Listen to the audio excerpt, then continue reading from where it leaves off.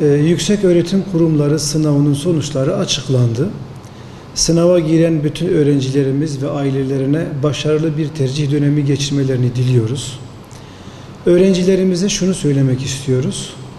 Öncelikle onlar kendileri için nasıl bir hayat ve nasıl bir üniversite istiyorlar? Temel hedeflerine bunu koysunlar ve bununla ilgili kendi istekleri doğrultusunda bir tercih yapmaya gayret göstersinler.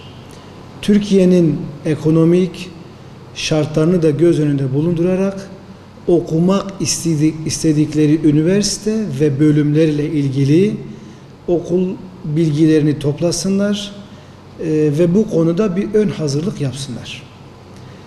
Tercih danışmanlığı içinde ilçemizde İlçe Milli Eğitim Müdürlüğü bünyesinde birçok noktada ve 20 tane lisemizde tercih danışmanlığı büroları açılacak. Rehber öğretmenlerimiz eşliğinde gençlerimiz, öğrencilerimiz buralardan da gerekli bilgiyi alsınlar. Bu konunun içine ekstra bir de anne babalarını, velilerini de katsınlar.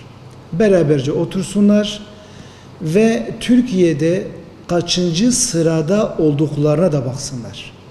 Yapılan sınav sonucunda neticede kaçıncı sıradadırlar ve girmek istedikleri üniversite ve bölüm kaçıncı sıradan öğrenci almaktadır. Buna da dikkat etsinler. Ve bu konuda da öğrencilerimiz ailelerinden, rehberlik servislerimizden ve tercih danışmanlığı bürolarımızdan gerekli yardımı alsınlar. Ama tekrar söylüyorum, birinci öncelikleri kendileri yapmak istedikleri mesleğe, gitmek istedikleri üniversiteye odaklansınlar ve yaptıkları tercih neticesinde inşallah sonradan pişman olmasınlar. Bu sene tercih yapacak olan öğrencilerimiz 12 yıldır okul okumuşlar. Aileleri, anne babaları belli bir emek, belli bir zaman, belli bir külfet içine girmişler. Hem kendileri hem de öğretmenleri hem de aileleri. İşte bu gençlerimiz şu anda hayatın bir dönüm noktasındadırlar. Eğer kendileri istedikleri bölümü, istedikleri üniversiteyi kazansalar, kendi gelecekleri için, ailelerinin geleceği için ve ülke ekonomisine ve insanlığına katkıda bulunmak için birçok güzel gelecek onları beklemektedirler.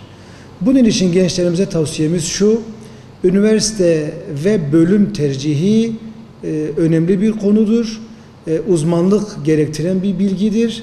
Kendilerini hazırlasınlar ve mutlaka anne babaları ve tercih danışmanlığı yapan öğretmenleri bir araya gelip kendi gelecekleriyle ilgili önemli karar alacakları bir nokta olduğu için bu konuda dikkatli olmalarını tavsiye ediyoruz. Ya dönüm noktası olduğu için gençlerimiz yanlış bir tercih yapmamaları için istemedikleri bir bölüm gittikleri zaman bir yıl beklemek zorunda kalabilirler veya 2 yıl beklemek zorunda kalacaklar. Bunun için gençlerimiz öncelikle kendi hedeflerini koysunlar, girmek istedikleri bölümü ve üniversiteyi tanısınlar. Bununla ilgili bir de gelecekte okudukları bölümle ilgili nasıl bir iş hayatı onları beklemektedir. Bunları da ard arda koyup tercih yapabilirler. Gençlerimize ve ailelerine hayırlı ve mutlu bir tercih dönemi geçirmelerini istiyoruz, diliyoruz.